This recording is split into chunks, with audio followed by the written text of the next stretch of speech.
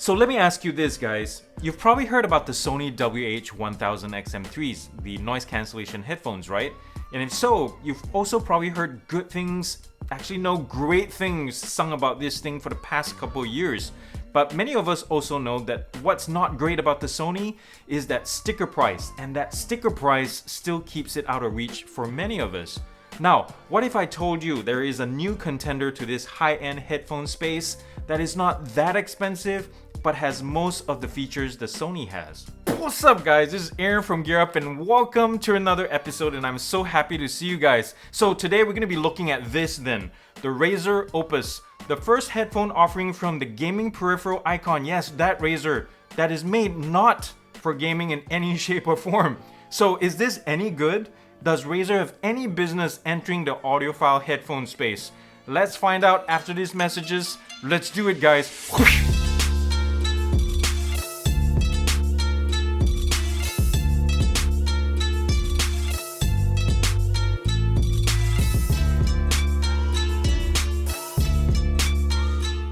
Alright guys, let's begin by checking out what's included in the box with the RAZER Opus, and as you can see, it comes in a high quality carry case, nice and solid, great materials. This feels good in my hands, guys. It doesn't attract fingerprints, but oil smudges, as you can see in the corner here, tends to show up occasionally. Scratch resistance, on the other hand, it is pretty solid as well. There's a smiley face here greeting you every time you open a case. It would have been nice on the back here to see some kind of storage pocket, but RAZER does include this extremely thoughtful button tab loop for you to lash the case around. Say, if you want to carry this externally on your backpack, this is what it's for. The loop is made of pleather, by the way, and so is this little embellishment on the side here, so they all match up. The zipper pull is rubberized, so it offers greater grip. The zipper action, on the other hand, is not as smooth as I would like. I think it has something to do with not being branded. If this was YKK, it would have been a different matter altogether. So if you end up owning one of these, it'll be a good idea to apply some wax to smoothen out the zipper action a little bit. Over on the insides, we have felt lining the cover as well as the storage compartment, along with some accessories and the divider right here. But with this splayed open, and I have to say, with the way the headphones are arranged and the way it looks and the shape and the size and the thickness of the case itself, it has some mighty close resemblance to the Sony WH-1000XM3s, don't you think? Sony owners, you can probably back me up on this, but the look of it, the resemblance is uncanny. It's not even funny. But I digress. Anyways, back to the accessories. In this little sack, you'll find a USB-C charging cable and a 3.5mm audio cable if you fancy listening to your tunes tethered. And here you have a splitter, and this also is something you don't see very often. It's a USB-C to USB-A converter. And once you pop this open, you finally see RAZER's trademark, or one of their trademark colors. It's all black, and finally we have some splash of color here. So here we have the RAZER Opus, an active noise cancelling over-the-ear headphone, in case you're wondering. And it's only available in black and this color of blue, and it weighs a pretty light 269 grams, a little bit behind the Sony WH-1000XM3s, which weigh 255 on that side. The battery life is a little bit on the low side as well, 25 hours with ANC on, at least on paper, and 35 without. And in reality, I tested it, I got around 23 hours with ANC on and 32 without. And I think this low battery life has something to do with the Bluetooth protocol on this one, which only is 4.2. Others have moved on to 5.0, but this guy still sticks with 4.2. But on the other hand, on the plus side, unlike the Marshalls that I tested, for example, last week, this thing has aptX and AAC codec support, which is nice to see. Inside here, there's 40mm drivers, which is also good. And it also has auto pause play because of a proximity sensor in the left ear cup, which is super awesome. Now let's take a closer look at the earpiece themselves. So I have to say, guys, for $200, this is a really well put together set of headphones. The seams are there, as you can see right there. The buttons are kind of cheap, but everything else is really well put together. The plastics have a proper shine. They don't look too cheap. I can squeeze it and there's barely a creak. I can twist it. I know this is a little bit extreme. And the only little creak comes from this wishbone joint right here. But other than that, it's really well made. The pleather that they use, the foam padding is very generous.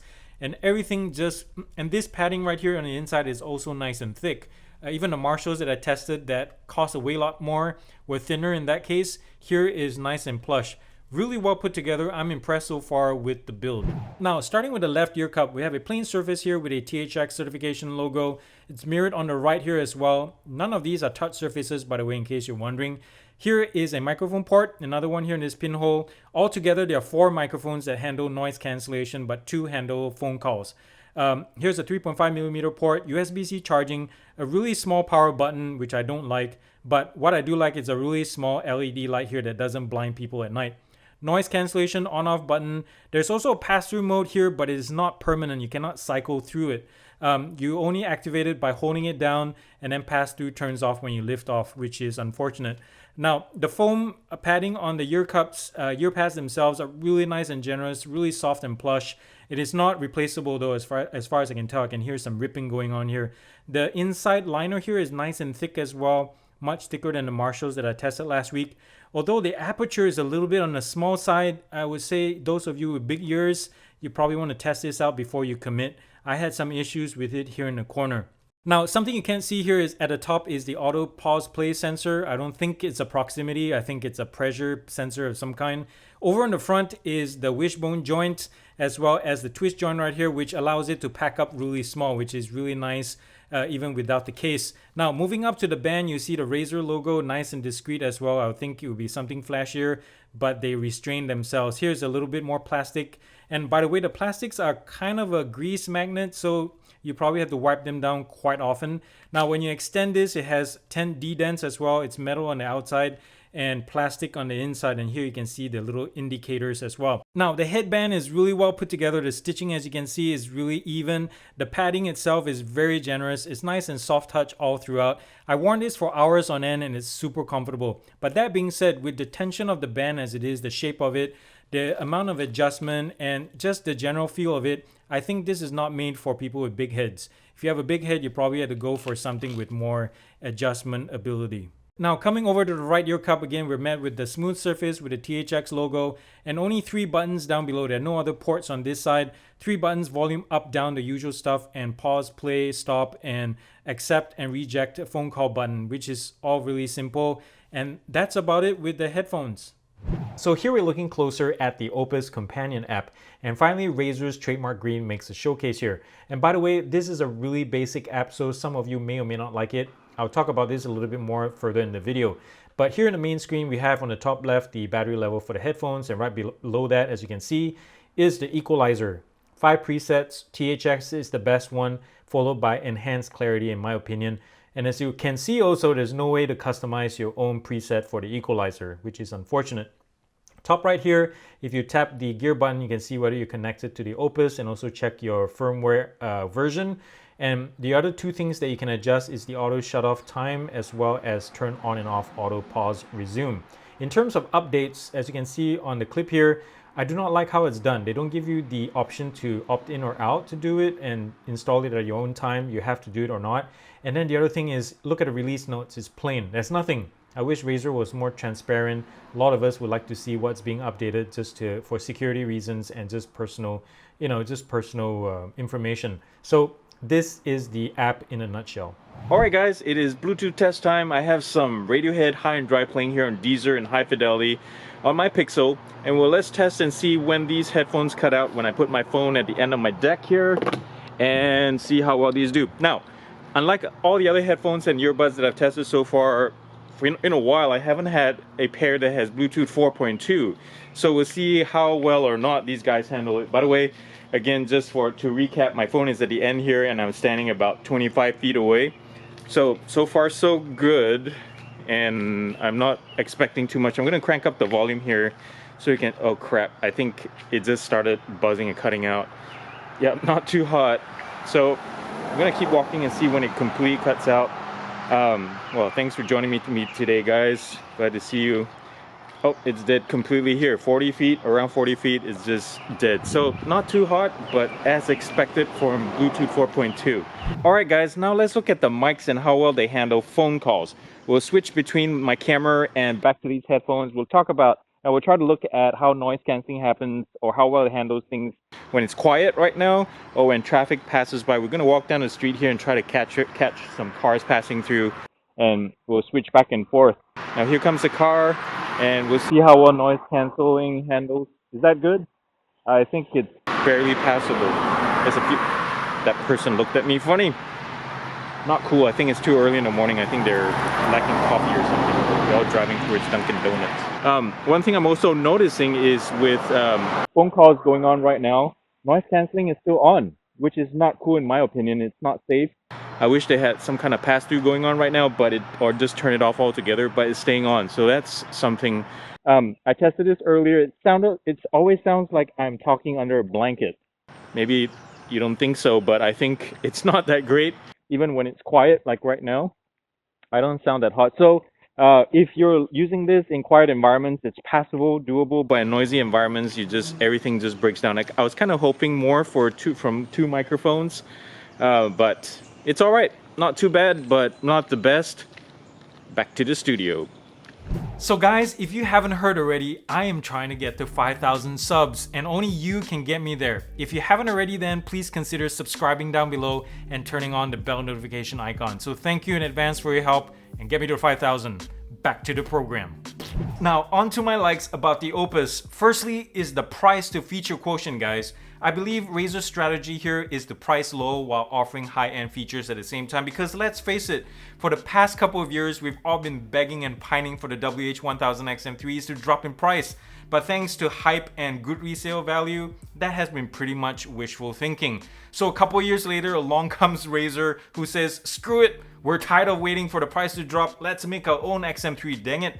And then a few months later, here I am standing in front of you telling you how the Opus is such like a budget Sony, and not budget in a bad sort of way either. Next is the sound quality. And so what is it like to listen to? Well, this guy has definitely got the goods for sure. It's tonally crisp and clear, especially in the highs, and has a low punchy bass, nice and tight. The soundstage is also pretty solid as well, and I think it excels in the metal and pop category especially. So all's good in the audio department then, right? Well, yes and no. There are a couple of hiccups that I found that may or may not matter to you, but I thought I'll share them with you anyway. The first one of all is the amplification at low volume. Sonically, the Opus does not shine at the quietest setting. They just sound completely flat and anemic. Secondly, mids. There's something missing about it. It sounds good, the mids are great and strong and bright, but I cannot put my finger on it. Say when I listen to the Raiders of the Lost Ark theme song on the Sonys or the Jabra 85H or even the Soundcore Liberty 2 Pros, at the beginning of the song, the first 20 seconds where you have the trumpet solo, there is also a buzz of the cello. Listen for it, it's there. But on the Opus, I cannot hear it until I crank it up to say 75% or more. That basically means I go deaf, which is obviously not a good thing. Another plus point is the build quality and comfort. The body is really well put together, really well assembled, so it should last you quite some time, unless you sit on it or something. And I've also worn this for like 4 to 5 hours straight and my earlobes do not get sore, which is a testament to how comfortable these things are. But remember, those with big noggins need not apply, because I feel that the stiff band combined with the low articulating wishbone hinge as well as small ear cups hold these headphones back. The other thing that I enjoy is that simple and straightforward companion app. Almost everything can be found on one screen, and pairing is as simple as straightforward as can be. And now that I'm thinking about it and saying it out loud, leads me to my first dislike, which is that simple and straightforward companion app. Come on, Razer, I need to be able to customize my sound. I don't want to just customize or turn on and off my auto pause play or power off function. I need to be able to customize more than that, my buttons and my sound. But the Opus app does not let me as it is, so that's a downer. I also have a couple of issues with the active noise cancellation. It's good, but not great. Definitely not in the same league as the Sonys and the Boses and the like. And I understand that because of the price point, but for $200, I kind of was expecting a little bit more than that, because even a $50 Soundcore Q20 Live has pretty comparable noise cancellation quality. So they kind of fall flat in this area.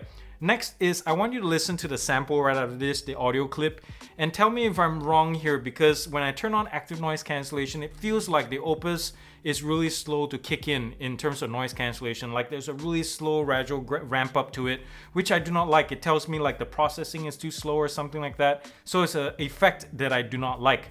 Now, I have to say though that these guys block out and cancel out low frequencies really well. So if you're traveling on a plane, it's pretty darn good. But where it trips up is with voices and sudden loud noises. That's when it just messes up. Now, I don't want to give you the impression that the noise cancellation sucks on these guys. It just doesn't, but I would just have to put them in the 75th% of the pack in terms of active noise cancellation effectiveness. It's okay, but not great.